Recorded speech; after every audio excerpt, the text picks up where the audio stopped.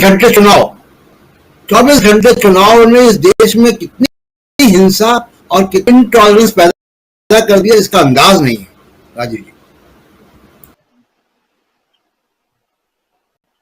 आपकी आवाज नहीं। इंटॉलरेंस और उस चुनाव को जीतने की हर संभव कोशिश आप करेंगे, और उस कोशिश को आप किस दिशा में लेके जाते हैं ये देश पिछले 9-10 साल से देख रहा है। तो उससे दूर निकलिए, कहीं ना कहीं ये जरूर कीजिए कि इस देश में शांति बहाल हो, इस देश में अमन हो, इस देश में लोग चैन से रह पाए।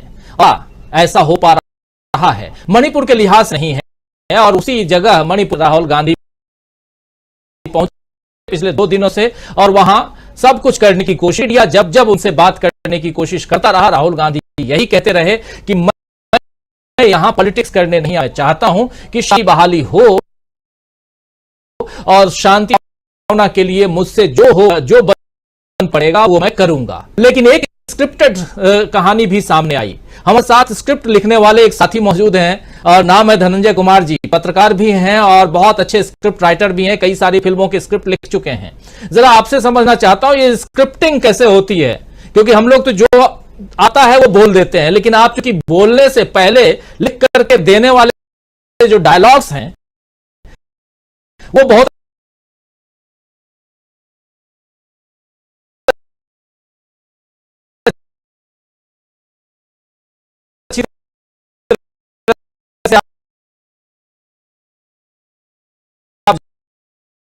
जानते हैं धनंजय जी। समझ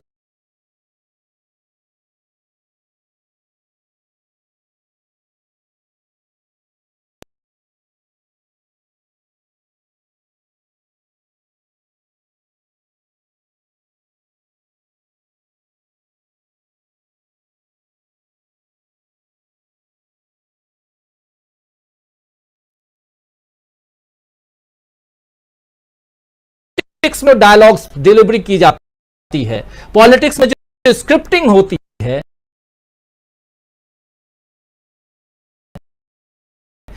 बताइए।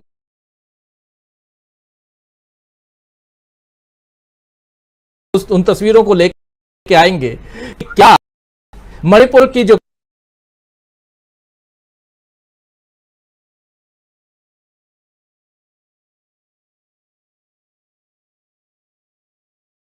कहानी है जिसमें वहां के मुख्यमंत्री का इस्तीफा फाड़ा जाता है, एक महिला फाड़ देती है कि नहीं देखो जी, मेरे चाहने वाले इतना ज्यादा है, इस राज्य नहीं जाने वाला कहीं। लेकिन पिछले 58 दिनों से 3 मई से शुरुआत इस घटना की होती है, इस हिंसा की होती है, और 30 जून है। 58 दिनों में क्या कुछ हो गया मणिपुर में, ये सब देख रहे हैं। जरा आप समझाइए कि ये स्क्रिप्टिंग होते कैसी है, वो फिल्मों वाली स्क्रिप्टिंग नहीं बल्कि ये राजनीति वाली स्क्रिप्टिंग कैसे होती है, और उसमें मणिपुर कहां है, उसमें क्या राहुल गांधी भी स्क्रिप्टेड उस पे गए हुए थे क्या, या राहुल गांधी एक इंसान के नाते गए थे, ये भी जरा बताइए। क्योंकि बीजेपी के लोग कह रहे हैं वो जिद्दी आदमी है, जिद के हिसाब से पॉलिटिक्स करने चला गया।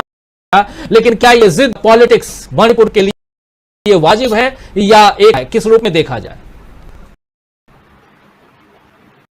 जब देश की लड़ाई चल रही थी, आजादी की लड़ाई चल रही थी, तो गांधी के बारे में क्या बोल रहे थे? दंगा हो रहा था उस वक्त। आज जो हालात हैं, हम तो मतलब मैं तो ये कहना चाहूंगा कि जिन लोगों ने हमने आजादी की लड़ाई नहीं देखी, उसमें क्या हालात है हमने किताबों में पढ़ा है। तो जिन लोगों ने आजादी की लड़ाई और उसका रोल नहीं देखा है, और बीजेपी का उसमें संघ या हिंदू महासभा उनका रोल नहीं देखा है, उनके लिए ये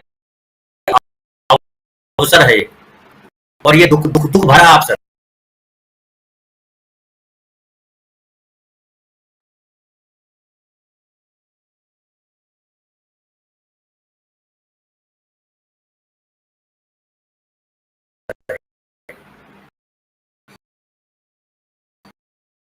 कोई अवसर नहीं है, ये दुख भरा अवसर कि वो वापस वो मंजर से हमारा देश बट गया, जिसकी वजह से हमारे देश के दिलों में इतनी गहरी खाई गई हुई है कि आज फिर दिया कुछ भरा नहीं। अब तक मणिपुर में जो हो रहा है उसको हम इस तरह से खाली मणिपुर की घटना नहीं है। मणिपुर हमारे हिंदुस्तान का हिस्सा है, दिल्ली है, बिहार है, महाराष्ट्र है, वैसे मणिपुर है। जैसे मेरी नाक है, मेरे मुंह, मेरे दांत है, मेरे हाथ है, मेरे पैर है, वैसे हिस्सा है। क्या हमारे बाएं हाथ को चोट लगेगी तो दर्द केवल बाएं हाथ में होगा? क्या उपचार केवल हम यही करेंगे? उपचार नहीं करेंगे, सोचेंगे कि बाएं हाथ को चोट लगी है तो ये राजनीति होती है? ये राजनीति नहीं है प्रशांत भाई, ये राजनीति नहीं कर रहे हैं। ये राजनीति वो होती है जिसमें दो महत्वपूर्ण पहलू होते हैं। एक पहलू होता है जिसमें राज्य विस्तार की बात होती है, राज्य को सुरक्षित रखने की बात होती है, और दूसरी बात होती है जो प्रजा कल्याण की बात होती है, नागरिकों के कल्याण की बात होती है, नागरिकों के वेलफेयर की बात होती है। यहाँ पे ब्लॉक जो हमारे देश की सीमाएं हैं, वो चाहे पाकिस्तान के हमले हो या चीन ने जिस तरह से किया है, हमारी सीमाएं सुरक्षित नहीं है, और हम देश के जो नागरिक हैं वो भी सुरक्षित नहीं। कोई मॉब लिंचिंग में मारा जा रहा है, किसी को गुंडा मार दे रहा है, किसी को पुलिस इनकाउंटर कर दे रही है, किसी को पुलिस के बीच कोई गुंडा आके इनकाउंटर कर देता है, किसी को मंत्री के बेटे की गाड़ी मार देती है, कोई पुल गिरने से मर जाता है। ये क्या सरकार चला रहे हैं कि मजाक कर रहे हैं? सरकार चलती है। आपका पूरा का पूरा जो है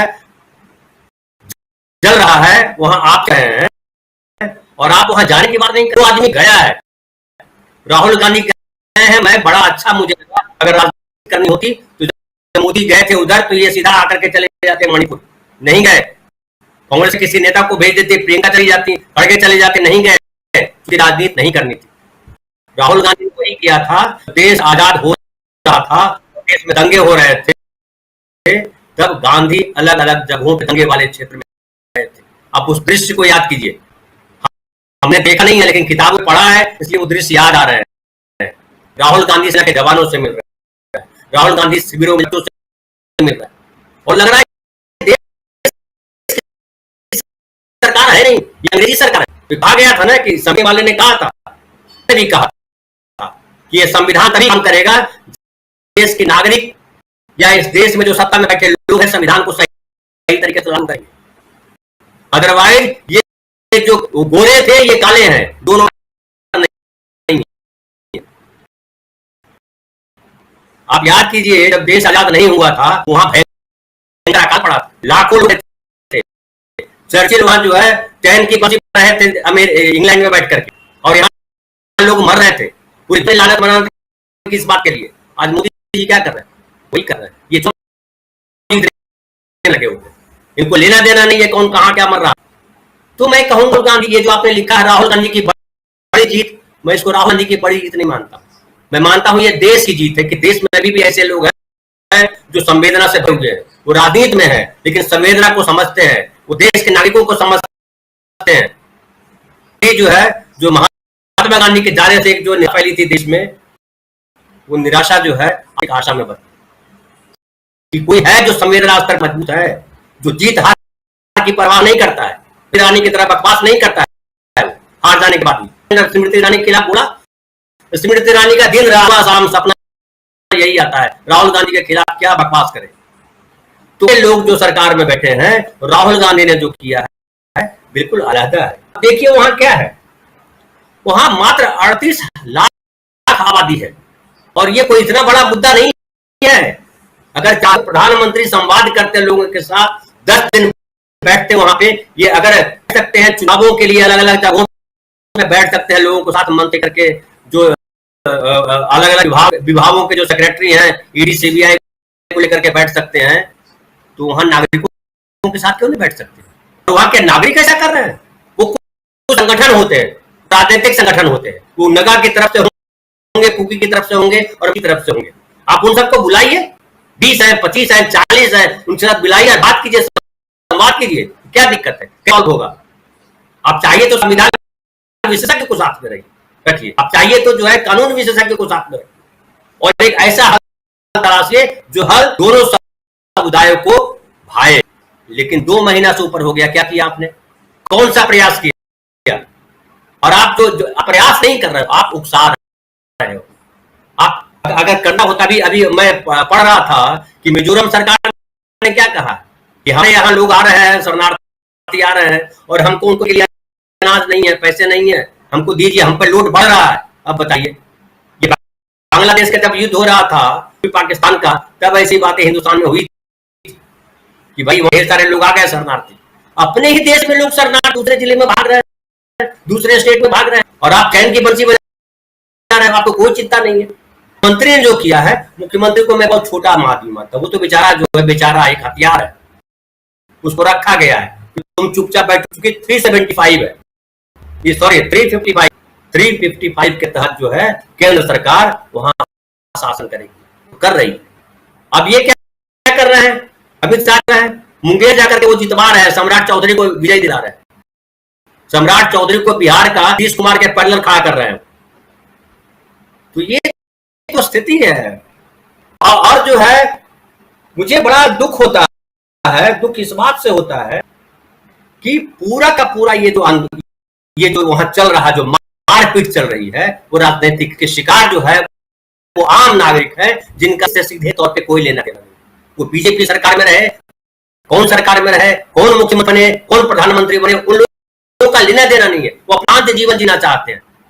क्या फर्क पड़ता है? आप बनो मुख्यमंत्री, आप बनो मुख्यमंत्री, कोई बनो मुख्यमंत्री, आप शांति से जीने दो। उस घर बैठने के लिए मणिपुर के नागरिक नहीं लड़ रहे हैं, वो गद्दी बैठने के लिए मणिपुर के नागरिक मर नहीं रहे हैं। कोई दो लोग मारे गए हैं अब तक 60 दिनों में, सत्ता पे पहुंचने के लिए नहीं लड़े हैं, मरे हैं। न वो आपके सिपाही हैं, वो आम नागरिक है, और आम नागरिक, निर्दोष नागरिक मारे गए। जो माँ बेटा, एक घटना मैंने पढ़ा, राजीव जी आपने देखा भी होगा, वीडियो आपने चलाया भी होगा अपने प्रोग्राम में। माँ अपने बेटे को या बेटी को ले जा रही थी, एम्बुलेंस में बीमार थी, और उसको लोगों ने जला दिया एम्बुलेंस सहित। कितना दर्दनाक है, कितना कैसे नींद आती है। आप प्रधानमंत्री हो जाते हो, आप गृह मंत्री हो, आपको नींद आती है, मुख्यमंत्री हो, आपको नींद आती हो। शर्म आना चाहिए आपको, राजनीति करना नहीं आता। नीति से तो आपका कोई वास्ता नहीं है। नीति इसको नहीं कहते, नीति अच्छे संदर्भ में होता है, नीति सकारात्मक शब्द। ये पूरा का पूरा आप जो है आग लगा रहे हो, झोपड़े जला रहे हो, घरों को जला रहे हो, और इससे वही हो जो आज याद कीजिए 1947 से पहले क्या किया था इन्होंने। हिंदू सभा ने मुस्लिम लीग के साथ सरकारें बनाई और देश बटा कर रहे हैं। ये फिर देश बांटने का षड्यंत्र। तो राहुल गांधी के साथ इस देश की जनता को खड़ा होने की इसलिए जरूरत है कि उस संवेदना की बात कर रहे हैं, वो पीड़ा की बात कर रहे हैं, उन लोगों से मिल रहे हैं जो लोग शिकार हुए हैं उसको।